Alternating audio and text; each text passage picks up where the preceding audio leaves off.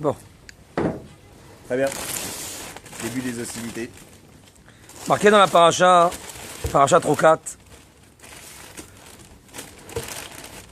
Tav Shin Ayin Dalet, Vaidaber Hashem el Moshe vel Aaron les morts.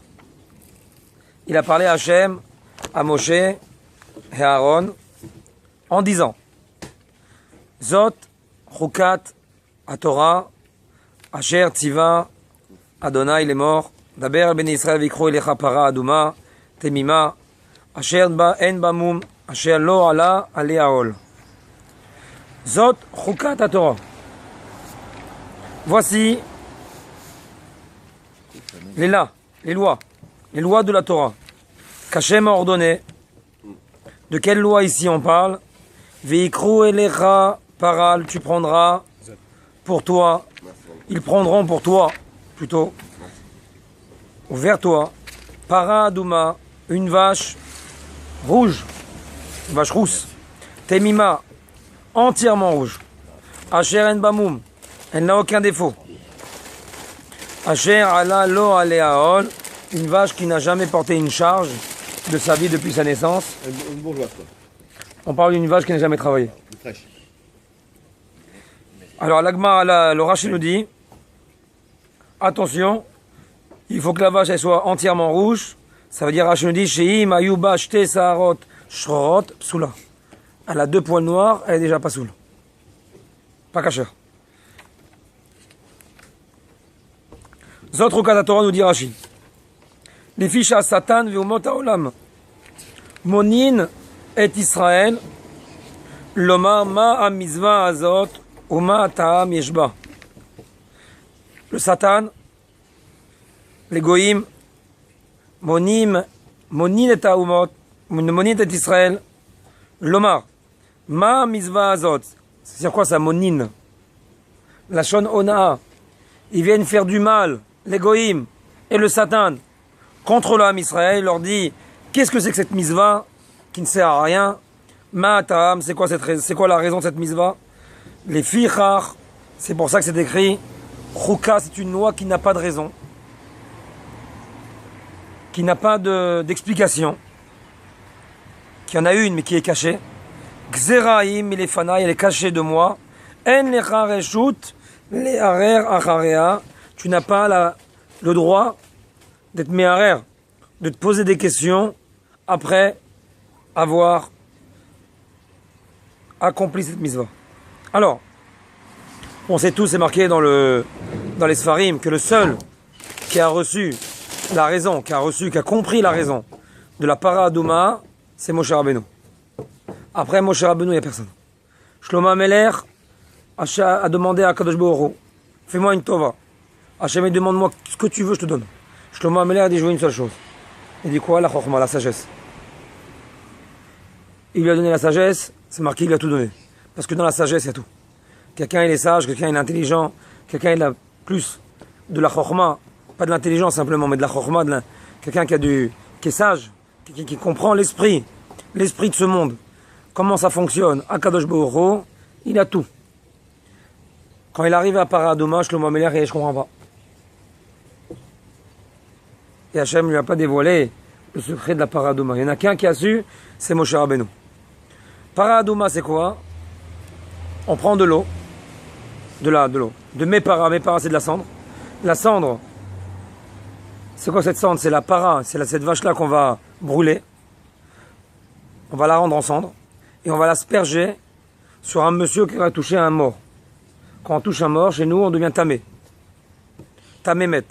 La seule chose qui purifie un mort, qui purifie quelqu'un qui a touché un mort, c'est la cendre de la paradoma. Il n'y a pas autre chose.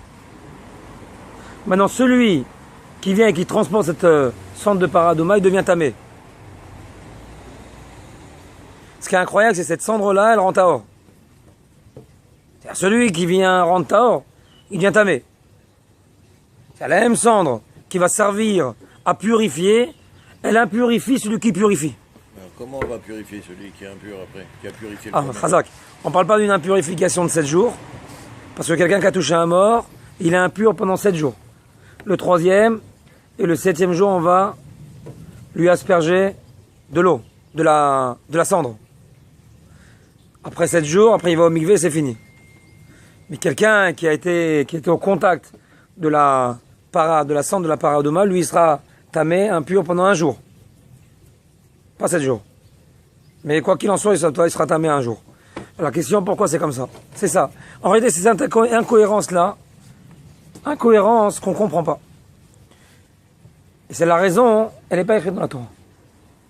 Il y a beaucoup de choses qui ne sont pas écrites dans la Torah en réalité. Même manger du porc, c'est pas écrit dans la Torah. Pourquoi? C'est marqué des bêtes qui sont tamées, des bêtes qui sont tahor. Des bêtes impures, des bêtes qui sont pures.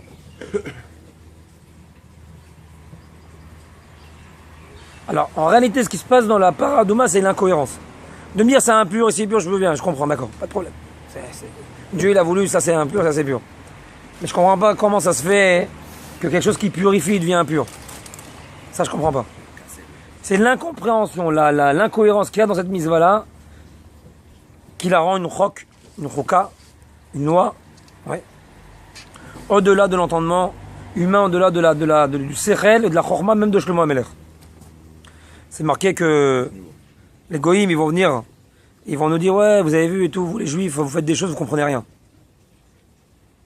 Justement, les goïms, ils vont venir quand? Justement pour la paracha de ici, de Chouka, de la para. Ça veut dire, c'est que dans ça où il va y avoir un argument. Les goïms vont venir avec un argument, vous faites n'importe quoi, vous les juifs, vous faites des choses, vous comprenez rien de ce que vous faites.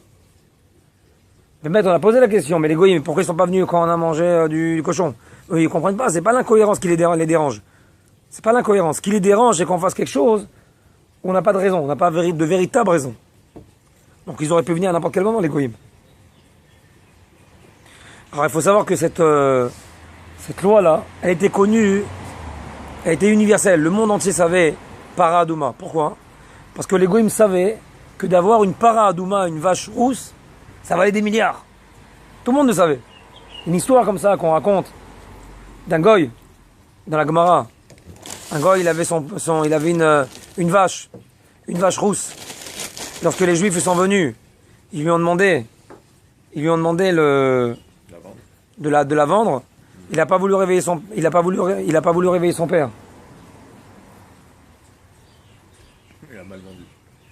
Non, c'était pas ça. L'histoire, c'était pas ça, l'histoire. L'histoire, c'est autre chose. L'histoire, c'était autre chose. C'était un goy qui devait vendre des marchandises, une marchandise qui allait beaucoup d'argent à des juifs.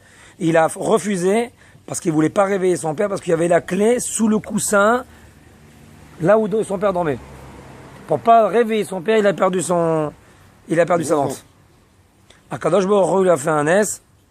Il lui a dit, puisqu'il a respecté son père, dans l'année, il a eu une vache rousse qui a grandi chez lui à la maison.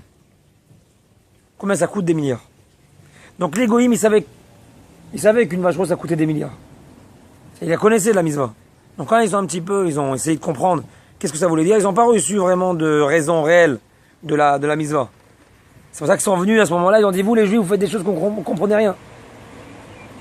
Pourquoi Kadosh Baruch Hu, il veut qu'on fasse des choses qu'on ne comprend pas? On sait que la grandeur d'un juif, c'est quoi? C'est sa sagesse, c'est son intelligence, c'est sa culture, c'est le fait de vouloir savoir, connaître tout le temps. C'est ça la grandeur d'un juif. On dit que le Ham Israël, on l'appelle le Ham HaSefer, le peuple du livre. Ça veut dire qu'un juif, en réalité, si tu veux savoir c'est quoi un Yehudi, c'est quelqu'un qui étudie. Le juif, il étudie. Le juif, il est intelligent. Le juif, c'est la référence du monde. Quand tu vois un juif, tu vois une référence. La référence de la grandeur, la référence de l'humilité, la référence de la dignité, la référence de quoi? De Dieu sur terre. Ça, c'est un Yehudi. Quand tu vois un juif, tu vois la grandeur. Maintenant, à travers cette grandeur-là, quelque chose d'incroyable, malgré tout, le juif, il est capable, oui, d'arriver à une abnégation totale de lui devant la volonté d'Hachem, même s'il ne comprend pas, il fait. Ça n'existe pas chez les goïms. Chez les goïms, on a des gens intellectuels, on a des gens bêtes. Les gens intellectuels réfléchissent tout le temps. Les gens bêtes, ils ne réfléchissent pas. Un intellectuel, tu ne peux pas lui demander de ne pas réfléchir. Un intellectuel, il faut qu'il comprenne tout. S'il ne comprend pas, il ne fait pas. Tu lui expliques, il comprend, il fait. Il a besoin de comprendre. Il réfléchit tout le temps. La personne qui est bête, de toute façon, de toutes les manières, elle réfléchit pas, donc elle fera ce qu'il faut faire. De toutes les manières, ça ne le dérange pas. Ça ne dérange pas des choses qu'on ne comprend pas, parce qu'il ne comprend rien.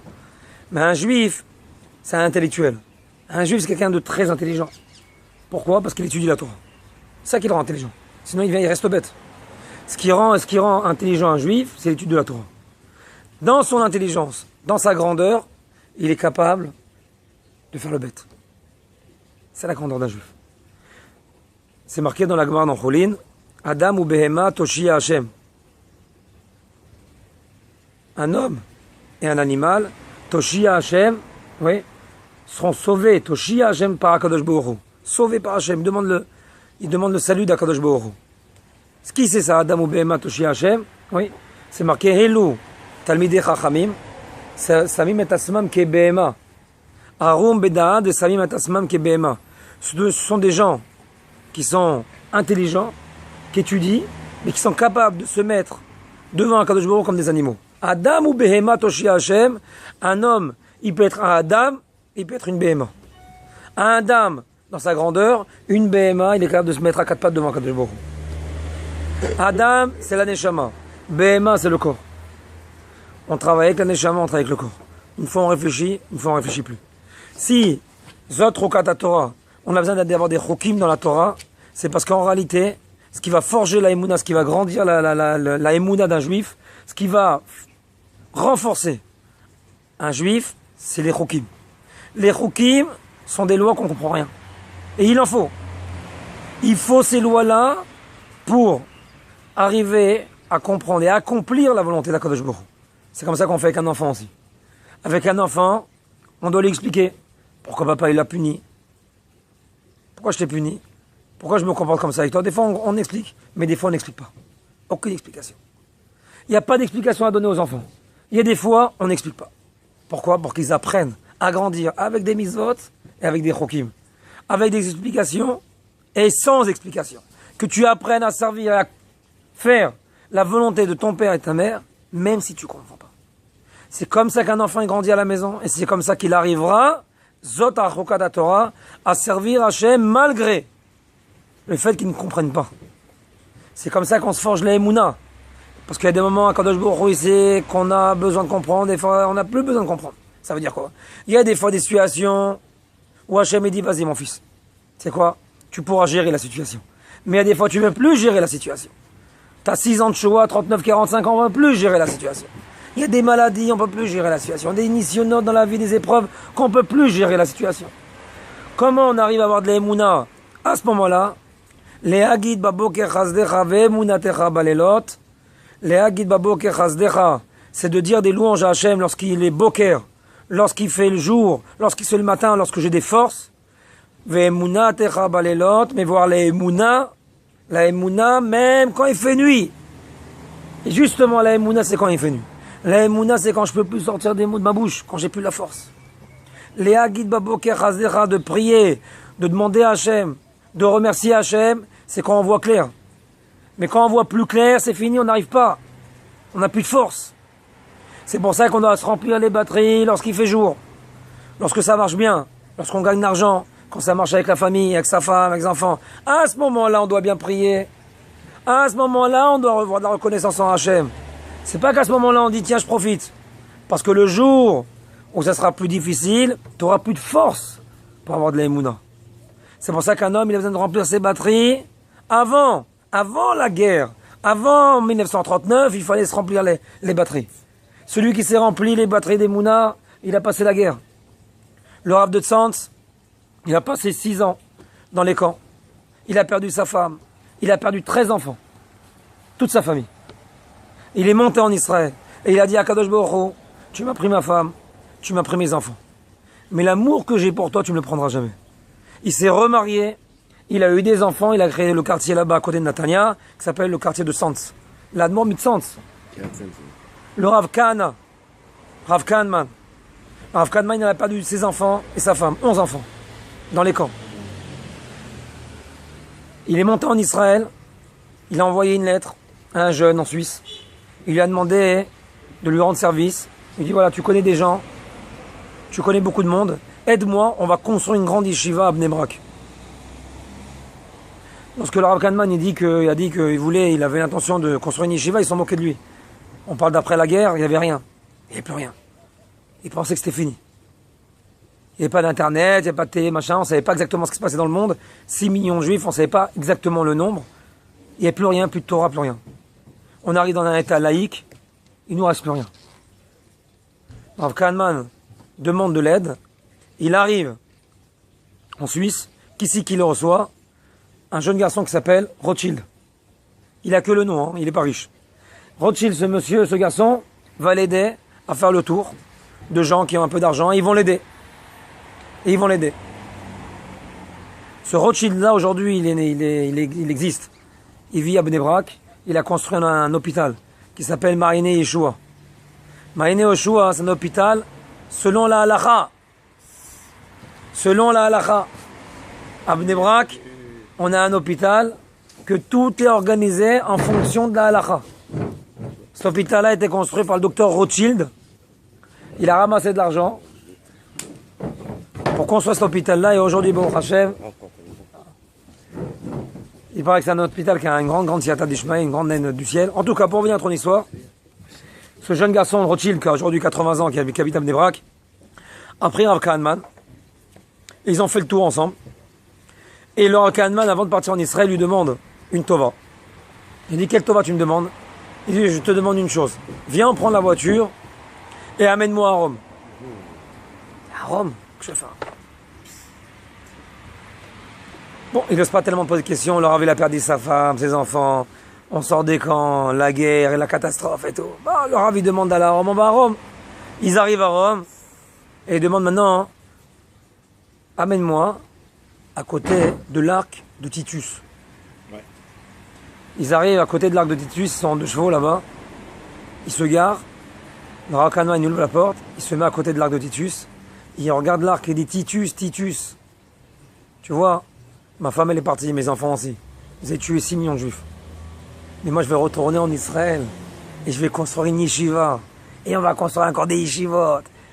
Ve Israël chai ve kaya. Mais le Ham Israël, il continue à vivre. Et vous, vous êtes finis. Les Romains, on les voit plus. Il n'y a plus de Romains. Il n'y a plus de rien. Mais nous, on est là. On existe encore. Il est rentré dans la voiture et il dit, vas-y, ramène-moi à l'aéroport. Il est parti en Israël. Ça, c'est le Ham Israël. Le Ham Israël, il a peur de rien. Ham Israël est toujours là, toujours sur pied. Toujours sur pied, toujours vivant. Ça, c'est le Ham Israël. Zot Rukat Torah. Il y a des moments difficiles dans la vie qu'il faut passer. Ces moments-là, ils ont su les passer parce qu'ils avaient de l'émouna. Ce qu'Hitler, il a voulu faire. Qu'est-ce qu'il a voulu faire, Hitler? Il a voulu déraciner complètement le Ham Israël qui n'existe plus. Le peuple juif ne doit plus exister dans ce monde-là. Il n'y a plus rien. Ouais. Enlever la émouna du Ham Israël. Mais qu'est-ce qu'il a fait, Hitler? Pour ceux qui ont de la émouna, il a fait l'inverse. Parce que ceux qui ont de la émouna, ils sont accrochés encore plus à la vie. En s'accrochant plus à la vie, ils ont quintuplé les forces qu'ils avaient à l'intérieur d'eux. Ils sont arrivés en Israël avec des forces incroyables de Emouna. Parce qu'ils sont accrochés à la vie. J'ai un avrère dans mon collège. Avant-hier, il a marié. Son père a marié sa 18e fille. J'ai un avrère, ils sont 19 dans le collège. 19. Non, ils sont 19. Lui, il m'a dit, je suis le numéro 9. Moi, je suis dans mon collège. Il m'a dit, moi, je suis le numéro 9. Il dit, mais on est 19 dans la famille. Et mon père, ce soir, il marie le 18e enfant. C'est ma sœur. On est 10 garçons et 9 filles. J'ai pris 18 filles et un garçon, moi. Il dit, mon père, il a un frère. Ils sont 2.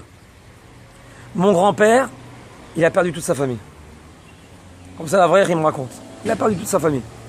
Sa femme, ses enfants, son frère, ses sœurs, tous ses parents, tout, rien. Il reste. Il s'est marié, il a mis 2 enfants au monde. Et un de 2, il me dit, c'est mon père. Baruch Hashem, on lui a mis dans la tête à Hitler, on est 19. Et aujourd'hui, on marie le 18e enfant. 18e enfant. Tous les ans, un enfant. Tous les ans, un enfant. 19 enfants. Quoi? Ça veut dire quoi pour remettre... Et tu vois le type souriant, épanoui. Je sais pas comment vous avez vécu chez vous à la maison. Combien de chambres vous avez à la maison? Combien de chambres? Il m'a dit tout un télévision, on n'a pas senti de problème. On avait une maman souriante, avec des forces, heureuse. Notre père la même chose. Et bon, Hachem, ce soir, on marie le 18e enfant. On lui a mis dans la tête. Avec l'air, on voit combien Kadosh Baruch Hu, la grandeur d'Hachem. Zot ou Katatora, des moments difficiles qu'il faut passer. On comprend rien, mais on passe. Les goïms, ils comprennent pas un truc pareil. C'est un goy, il comprend pas. On peut pas comprendre un truc pareil, un truc incohérent. Il dit, tu sers Dieu, mais faut pas être bête. Et un juif, il dit, non, nous, il n'y a pas de problème. Si c'est pour Dieu, on peut être bête. On ferme les yeux. C'est pas 6 ans d'histoire, c'est pas un problème dans ma vie qui vont remettre en question l'existence d'Hachem. À l'image d'un père qui fait du bien à son fils, tout le temps. Tout le temps, tout le temps, tout le temps, tout le temps. Combien? Vous le savez, on a tous des enfants. C'est sans cesse. Tous les jours, tous les jours. Et un jour, ton fils, il se réveille à l'âge de 15 ans, il dit, papa, tu m'aimes pas, tu m'as jamais rien donné. Est-ce qu'il n'y a pas une plus grande claque qu'on peut mettre à son père? Ça existe une plus grande claque que ça? Et tout ce que tu lui donnes, à 15 ans, il se lève, il te regarde dans les yeux et tu m'as jamais rien donné. Il dit, mais c'est exactement ce qu'on fait avec Dieu. Quoi, c'est parce que je t'ai dit d'enlever les doigts de la prise que tu m'en veux jusqu'aujourd'hui?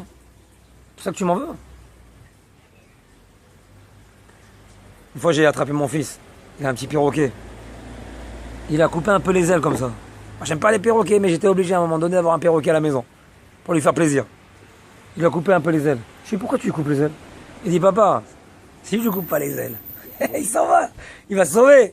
Donc je coupe un peu les ailes, comme ça, on n'a plus rien à craindre. Je dis, mais tu l'aimes ton perroquet? Il dit, mais papa, bien sûr que je l'aime. Il dit, pourquoi tu lui coupes les ailes? Alors laisse-le tranquille. Il dit, parce que je viens de te dire. Parce que si je ne coupe pas les ailes, il s'envole. Et il me regarde. Et il me dit, papa, je commence à comprendre ce que tu veux. Si c'est ce que tu veux me dire, j'ai compris. Ça veut dire quoi? Ça veut dire la même chose. Nous, on aime nos enfants. On vous coupe un peu les ailes des fois. Mais c'est pour votre bien à vous. C'est pour votre bien à vous. À Kadosh Baruch Hu, c'est la même chose. Hachem, il sait qu'un juif, il a des ailes. Où il peut aller avec ses ailes? Où il peut aller? En Inde. Où il peut aller? Dans les pays d'Afrique. Dans la Chine profonde. On ne sait pas ce qu'il peut faire avec ses ailes. On ne sait pas où il peut aller. Donc à Kadosh Baruch Hu, il coupe un peu ses ailes, il le cadre. Il le cadre. Mais c'est pas que après on te laisse les ailes, on te dit non. Donc après on te redonne les ailes. Mais dans ton cadre à toi. Une fois que tu t'es fait un cadre, à Kadosh Baruch Hu, il craint plus, il a plus peur, il te redonne des ailes. C'est ça le Nisayon. Le Nisayon, l'épreuve, c'est qu'Hachem il coupe les ailes. Et c'est pas pour notre mal, c'est pour notre bien à nous. Et un homme il grandit à travers l'épreuve. Un homme il grandit et il s'épanouit, il arrive à se réaliser à travers l'épreuve. Et on sait tous que les enfants qui sont plus favorisés que d'autres, oui, et bien très souvent, avec les années, on voit exactement à l'inverse. Ce qui se passe, c'est que les enfants défavorisés quand ils étaient jeunes, et ben dans leur vie ils arrivent à quelque chose. Et les enfants qui ont été gâtés dans leur jeunesse, ils n'avaient rien. Ils n'arrivent à rien. Pourquoi? Ils ont été gâtés. Gâtés. Ils n'arrivent plus à surmonter la vie, les épreuves. Ils n'arrivent pas. Le moindre coup, ils tombent par terre. C'est pour ça qu'un papa, il doit avoir les forces de voir son fils souffrir.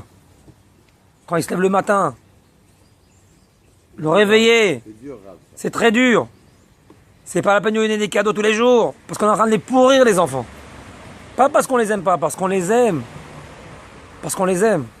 Les parents, quand ils offrent des cadeaux aux enfants, c'est pas parce qu'ils les aiment, c'est parce qu'ils s'aiment.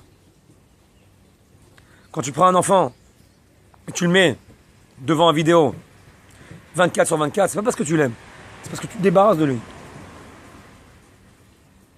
Parce que ça te fait plaisir comme ça. C'est pas parce que tu l'aimes. Si tu l'aimes, tu fais autre chose. Tu t'assois avec lui, tu prends un papier et un stylo, tu dessines avec lui, tu travailles avec lui, tu parles avec lui, tu prends des livres avec lui. C'est comme ça qu'on aime ses enfants. C'est comme ça qu'on grandit son fils. Zot Rukat Torah, on parle de chok, de loi, parce que les lois, elles sont nécessaires. Elles sont nécessaires, pourquoi? Pour grandir dans la Torah, dans les mitzvot et dans la Emouna. Donc encore une fois, pour rester dans un cadre, il faut comprendre qu'il y a des choses qu'on ne comprend pas, et c'est comme ça un Yehudi, c'est comme ça un Juif. C'est la Emouna. La Emouna, c'est ce qui forge le clan Israël, le Ham Israël, grâce à ses Rokim.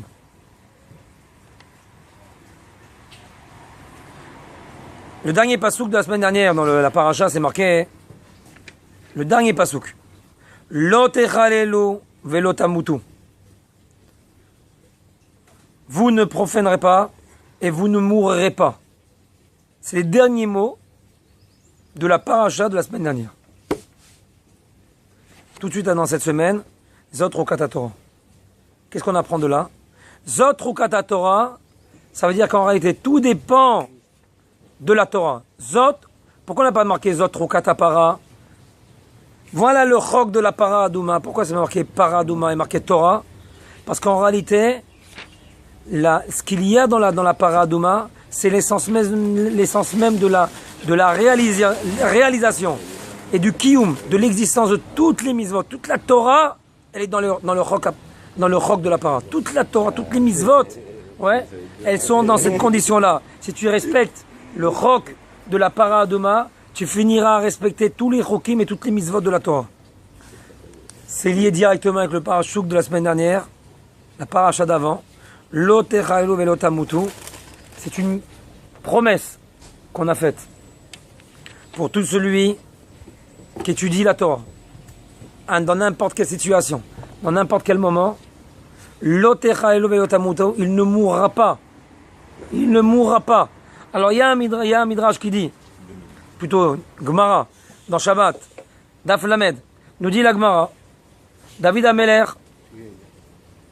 il a demandé à Kadosh Baruch Hu le jour de sa mort. Mais Hachem ne l'a pas dit le jour de sa mort.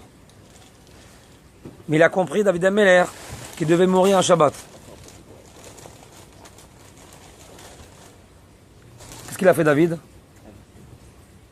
Il a pris un livre de Torah, il ne l'a pas lâché. Il n'a pas lâché. Tous les Shabbats, il ne lâchait pas la Torah.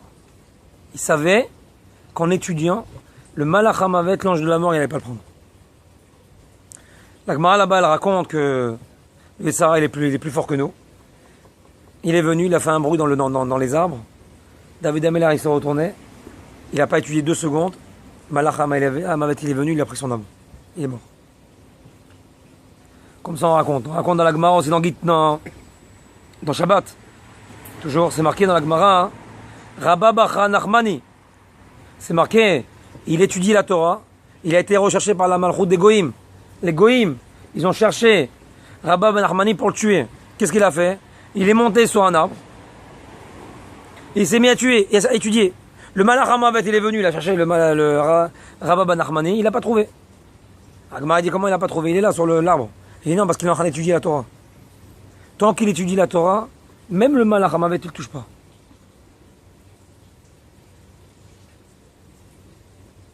Comme ça, il raconte aussi le fils du Ben Ishraï, Rabbi Yaakov.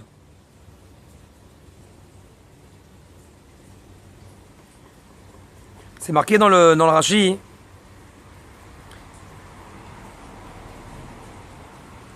Je répète le Rashi que j'ai lu avant. Les fiar katama chuka gziraim elefanai.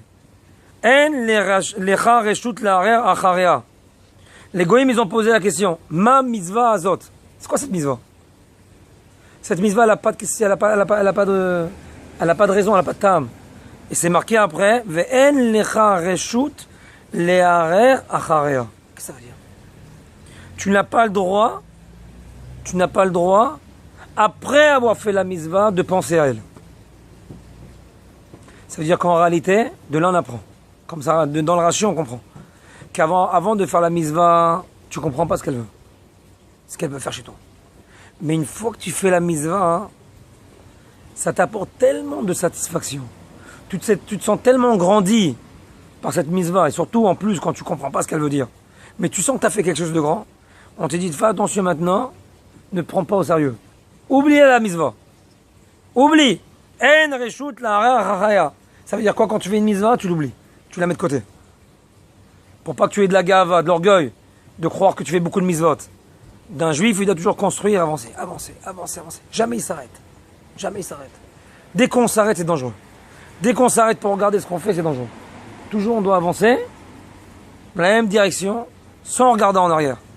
En reshut la haria.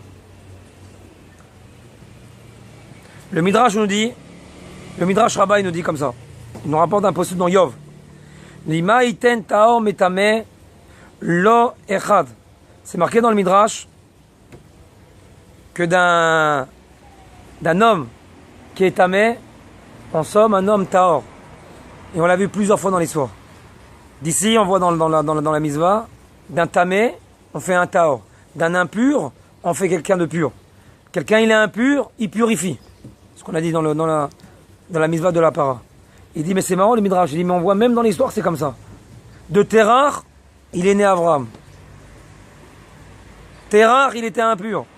Il a mis au monde Avram. De Chizkiya, de Achaz, il est né Chizkiya. De Hamon, il est né Yeshiaya. De Shimri, il est né Mordechai. Des Goïm, ils vont naître Israël.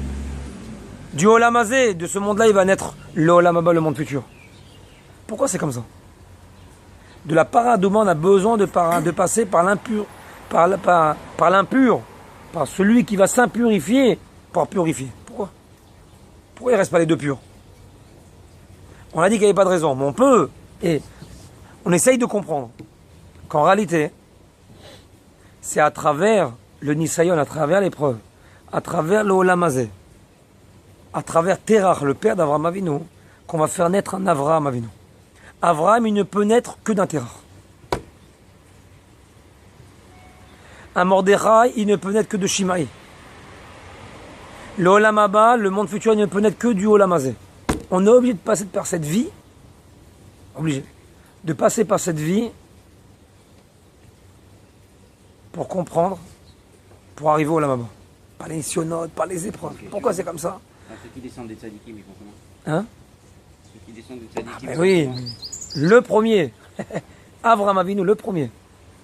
Pourquoi c'est comme ça? Et on le voit aussi même des fois tous les jours, des balais de chouva, qui s'arrivent à des très haut niveau. Très haut niveau. Et il fallait qu'ils passent. Il fallait qu'ils passent par un vécu, par une vie comme ça. Pourquoi? Pour grandir des forces, déployer des forces qu'ils ont à l'intérieur d'eux. Et l'Olam Haba, il peut naître que du Olam Hazé. C'est incroyable. Il fallait passer par l'Olam Hazé, par tout ça, pour grandir la Emunah Bakadosh Baruch Hu.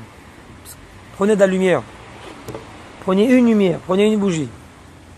Et allumez-la. Dans le jour, on voit rien. Allumez cette bougie dans le noir, on voit qu'elle. C'est la même chose. Des fois, on a besoin de rentrer dans l'obscurité, dans le noir total, pour comprendre la luminosité. Pour voir combien la lumière, elle est claire. On dit ce qu'on vit aujourd'hui avec Vita des Mashiach à la fin des générations, à la fin des temps.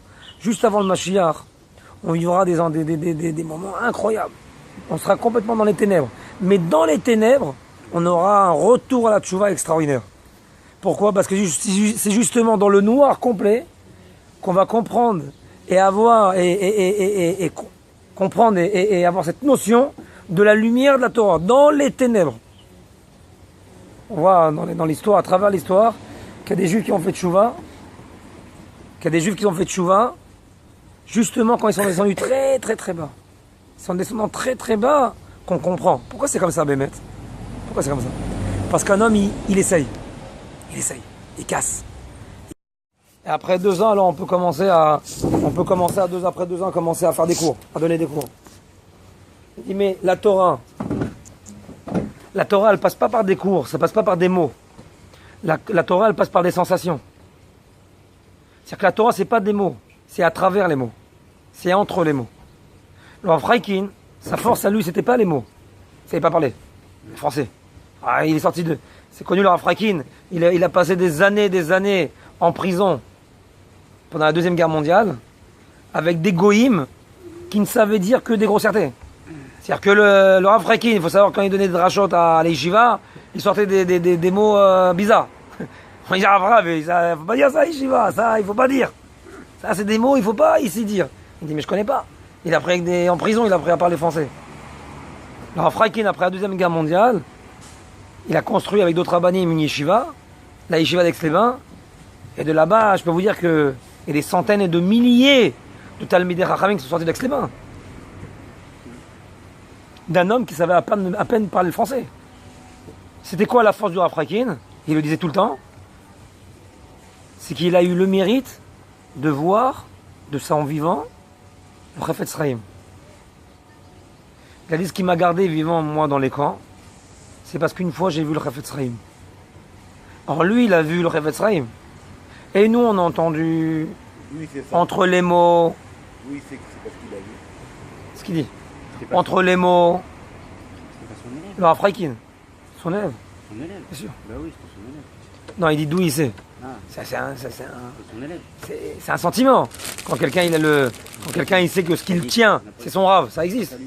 Moi, je sais que ce qui me tient dans mon émoun, c'est mon Rav. Je peux le dire, pas de problème. Non? T'es là ou t'es ailleurs? Donc là, Avrakin, faut être là tout le temps. Donc là, Avrakin, ouais, il le dit. Ce qui m'a tenu moi pendant la guerre, c'est parce que j'ai vu le Chavetz Chaim. J'ai vu Sakdoucha.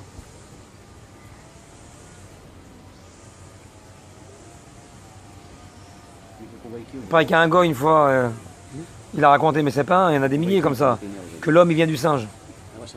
L'arabe il a dit, c'est dommage qu'il a pas vu le Chavetz Chaim. S'il avait vu le Chavetz Chaim, jamais il aurait pu dire ça. Après, il se regarde trop dans la glace celui-là. Mais s'il avait vu le Chavetz Chaim, jamais il peut dire ça. Bah, imaginez un truc pareil. Donc là, Freikin, ce qui le tient dans sa Nemouna, c'est le Chavetz Chaim. Ce qui nous tient à notre Nemouna, c'est quand le Freikin il parle et qu'on comprend rien. C'est ce qui sort entre les mots. Donc les grands discours et le grand vocabulaire, on s'en fout. C'est pas ça qui nous intéresse.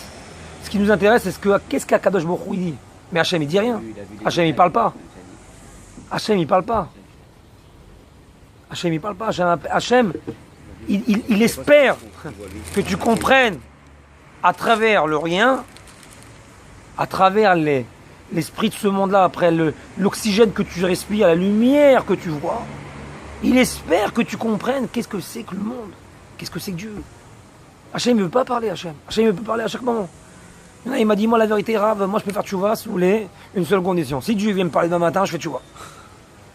J'ai dit, ni demain matin il vient me parler, ni demain, ni après-demain, jamais il viendra te parler. Peut-être il n'entend pas. Hein. Pourquoi il ne viendra pas te parler? C'est pas le but. C'est marqué dans la Gemara qu'Akadosh Baruch Hu, il pleure chaque nuit. Et il dit, malheur à mes enfants Oui. et sur moi, que j'ai exilé mes enfants, je les ai jetés dans le Khoslaret. J'ai détruit ma maison, mon pays, et ils sont tous exilés. À quoi ça ressemble tout ça? À rien. Il se met à pleurer, Hachem, il se met à pleurer, il rugit comme un lion, c'est marqué. La Midrash dit, mais je comprends pas. Quoi, c'est quand que ça se passe? Toutes les nuits, mais je l'ai jamais entendu, moi. Un Yara avait dit, toi tu l'as pas entendu, moi je l'entends chaque nuit. Toi tu vois pas, mais moi je le vois. Le Rav Iponovitch, il a dit moi à Kadosh Baruch Hu, il a plus de 80 ans. Il a dit à ses élèves, moi Hachem, c'est pas que je crois en Kadosh Baruch Hu, je sens Hachem, je palpe à Kadosh Baruch Hu, je touche Hachem. Un juif, il doit avoir une émouna, on doit toucher à Kadosh Baruch Hu, on doit toucher Hachem. Pas je crois pas. C'est sentir Hachem. Sentir Hachem. Pourquoi on ne sent pas Hachem? Parce qu'on est bête. Parce qu'on est toute la journée à l'intérieur d'un monde idiot, d'un monde fini, d'un monde limité, de rien, avec des intérêts personnels. Chacun y pense à soi. Qui c'est qui développe sa sensibilité aujourd'hui? Qui c'est? On a besoin d'enlever 3 enfants de l'âge de 15 ans pour réveiller les gens. Vous vous rendez compte? Les gens ils se posent la question, mais pourquoi Dieu il fait ça? Kidnapper 3 enfants de 15 ans, mais c'est une horreur, c'est une catastrophe. Pourquoi on fait un truc pareil? Pourquoi arriver à des atrocités pareilles? Pourquoi des mamans doivent souffrir d'une manière pareille? Pourquoi Dieu il fait ça? Mais parce que Dieu il veut que tu te réveilles.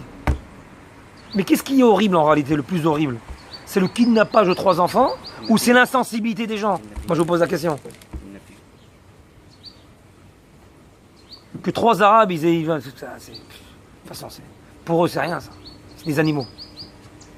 Donc, à la limite, avec Dieu ou sans Dieu, à la limite, c'est comme ça. Les gens ils disent ouais, où est Dieu? Mais même s'il n'y a pas Dieu, tu te remets à Dieu. C'est pas qu'ils sont Dieu ou pas Dieu. Il y a des sauvages dans sur terre, c'est tout. Au contraire, c'est que je nous donner une Torah pour qu'on soit pas comme eux. Mais nous, qu'on reste insensibles, c'est une horreur. Catastrophe. On a besoin de démolir 2 tours à New York, ouais, pour réveiller le monde. C'est un truc de fou. Les Havdil, ça n'a rien à voir, hein, les tours, on s'en fiche, il y a eu des morts. On s'en fout, on parle des morts. On a besoin de remuer les gens. Ils sont en train de dormir. Ils dorment. Tu les vois toute la journée comme ça. Tu vois les gosses comme ça. Les gosses, J'ai pris des gens de Bnei Brak à Yerushalayim, un couple avec 2 enfants. Pas un mot. Je dis, mais qu'est-ce qu'ils font ça chez les enfants? Blaïna, c'est pas possible. Alvaï chez moi. Et je me suis retourné, j'ai vu, ils étaient les 2 avec les machins. Ça faisait 1h15. Hein. Pas un mot. Ni avec son père, ni avec sa mère. Ah, c'est ça la tzlacha. Bravo. Quand la kavod, ils ont réussi à quelque chose. Ah, c'est magnifique. Hein. Quelle société extraordinaire. Ils ont réussi enfin qu'on se parle plus.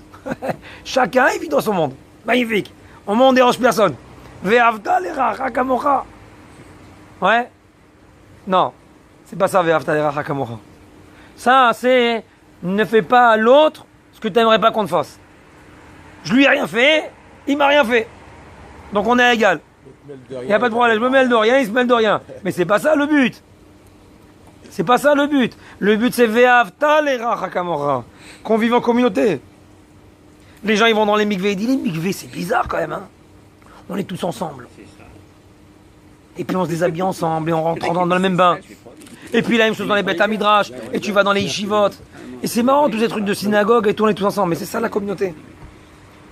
Et pourquoi quand tu te maries et que tu veux une bar mitzvah, ou là allez nous à l'inverse, enfin un enterrement, t'es pas content que les gens y viennent? Mais qui va venir si tu vis seul? Comme un sauvage. Avec ton goudrin comme ça. Qui c'est qui va venir? Personne, puisque tu vis toujours seul. Alors les gens aujourd'hui, en réalité, à chaque fois qu'ils s'appellent ou ils s'invitent, c'est parce qu'il y a un intérêt derrière. C'est une catastrophe. Après, ils parlent de simplicité. Il faut être simple. C'est pas ça la simplicité. C'est pas ça la simplicité. Il n'y a plus de conversation de rien. Vous savez qu'il y a des goïms aujourd'hui, aux États-Unis, qui ont compris ça, qui vivent sans ces télévisions et sans Internet et sans rien. Bon, il y a une folie, hein. J'ai pas dit qu'ils étaient normaux aussi, hein. Ils vivent en accord avec la nature. Voilà. Ils vivent en accord avec la nature. Bon, avec les vaches et tout. Est-ce que c'est ça le but du monde? Peut-être que non, je sais pas. Mais regardez quand même les goïms, ils tirent le signal d'alarme. Il y a un problème. Ouais. Ça veut dire que c'est pas ça en réalité. Il faut comprendre que le monde est en train de se détruire. Et il se détruit comment?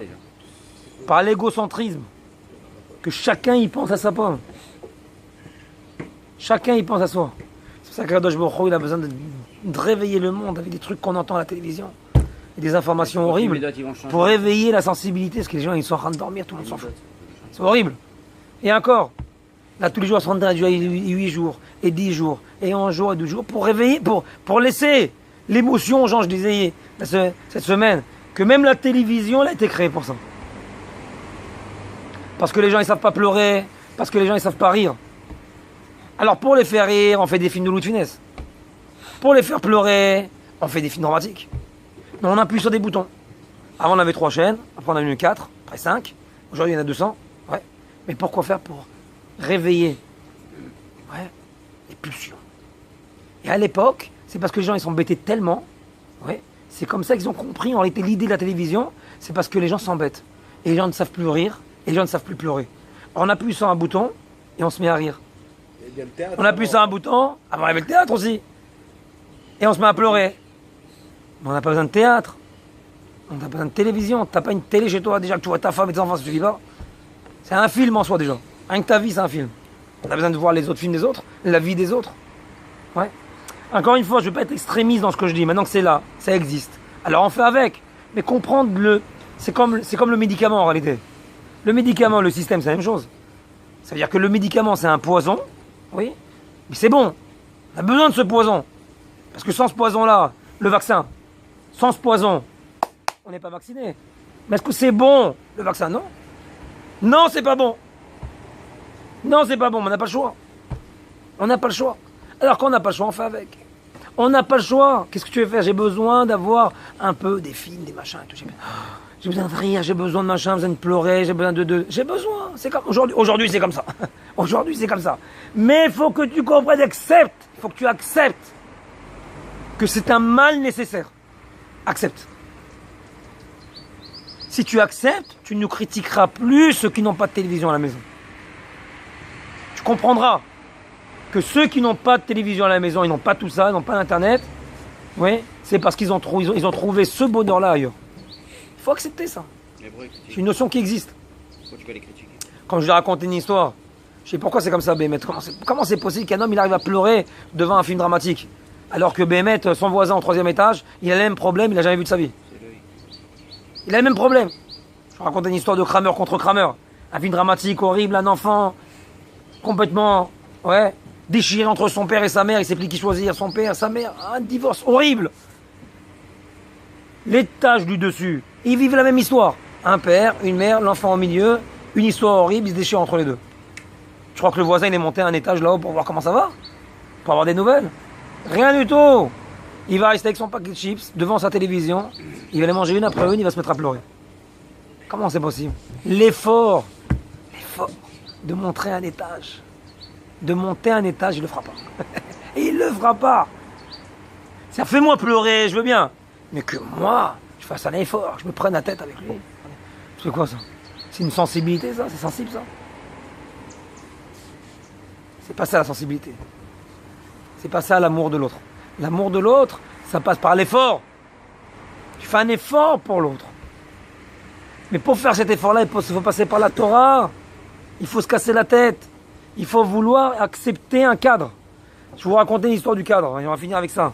Pour vous dire l'histoire, combien elle est grave. L'histoire d'être cadré, combien c'est important d'être cadré.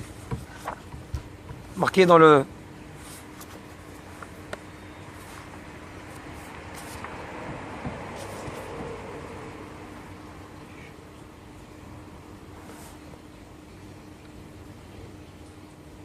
Shimi ben Gera. Shitsiva David Ameler Taramoto le Shlomo. David Ameler, avant de mourir, il a dit à Shlomo, son fils. Yona, il s'appelle Shimi ben Gera. Ve'ata al tinkeu ki ish chacham ata ve'adat adasher ta'ase lo voratet shivito bedam Shaol. David Ameler demande à son fils que Shimi ben Gera meurt.